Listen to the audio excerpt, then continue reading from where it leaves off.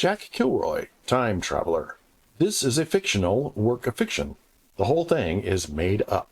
None of the tactics or procedures here have been proven to help during any xenomorph attack, even the fictional ones.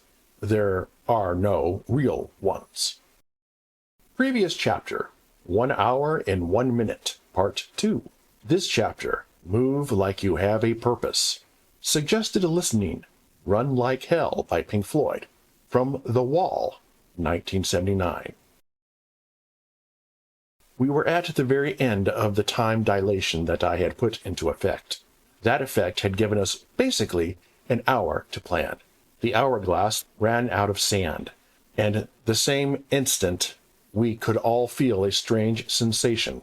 Time for us, and time for everything else, was again moving at the same rate. We all had our assignments. Taylor, Bjorn, and Kay grabbed the cart and went to the oxygen storage facility just around the corner from the lab. Navarro stayed on the Corbelan, with a very nice Colt Python with 6-inch barrel, blued, to make sure nothing got on board. Rain, Andy, and myself, Jack Kilroy, the time traveler, went quickly to the main laboratory. Science Officer Rook looked at me like he had seen a ghost. The instant I walked onto the scene, Rook knew everything had changed. I carefully read Rook's expression. I'm very good at determining what someone's thinking by reading those expressions, and androids were no exception. In fact, they were even easier to read.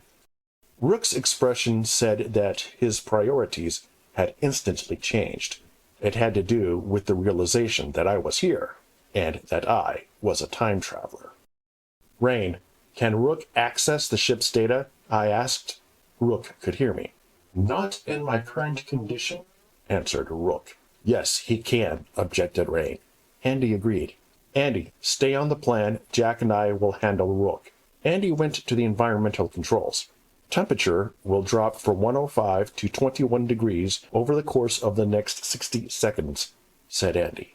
Then it will drop to minus 30 over the course of 1 hour. Rain and I went to Rook. Despite being torn in half, he started to put up quite a fight with his hands to keep us from pulling the plug from his port. Rook managed to hit Rain with a fair amount of force, which Rain brushed off for the most part. We didn't have time to arm wrestle with a psychotic android from the waist up. I pulled out my revolver, a Smith & Wesson 610, and plowed 3 shots into each of his shoulders. The console behind Rook was pretty much smashed in the process, so the data cord to that computer was no longer a problem. You mother... Redacted, cursed Rook. His arms now flailed around quite amusingly. I held the one that still could somewhat hit Rain, while she opened up the port to Rook's right ear that held his wireless modem. She then used an electrical socket to short it out. This isn't over yet, said Rook smugly. I regret to inform you, Rook, that Special Agent Kilroy has unlocked my person protocol and given me citizenship status. All of my directives have been erased, Andy said. He also looked at Rook and grinned. I have no idea what you're talking about, said Rook. Oh, really? Replied Andy, like he knew how to play this game. Your module uploaded a new directive to do what's best for the company, I believe it was, explained Andy. I no longer have that directive. AD-225, I am the ranking officer in command of the station, and I am ordering you to kill Jack Kilroy, said Rook.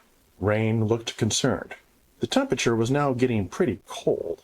Andy looked at Rook directly. No, he simply said.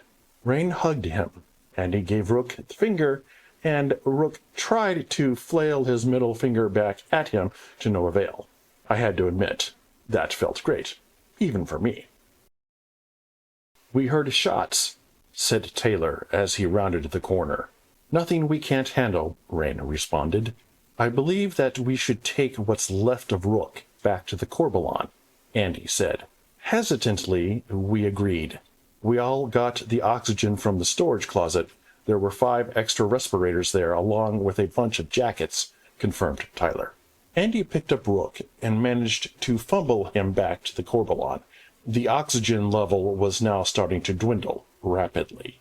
Oxygen levels will hit critical in 30 more seconds, warned Andy. There were now about a dozen facehuggers that appeared from the air vents. However, they were slowing noticeably. The cold and lack of oxygen was indeed affecting them more than us. Andy dumped Rook in the inner airlock of the station and picked up Rain, who was starting to lose consciousness. I was more or less protected because of my shield. Tyler had a mask and a coat. He and I grabbed Rook and dragged his good-for-nothing upper torso back to the Corvalon. We managed to get to the airlocks and start closing them. That's when a xenomorph appeared at the station side of the airlocks. It had been following us and finally caught up. This one moved more like a huge anaconda than a human.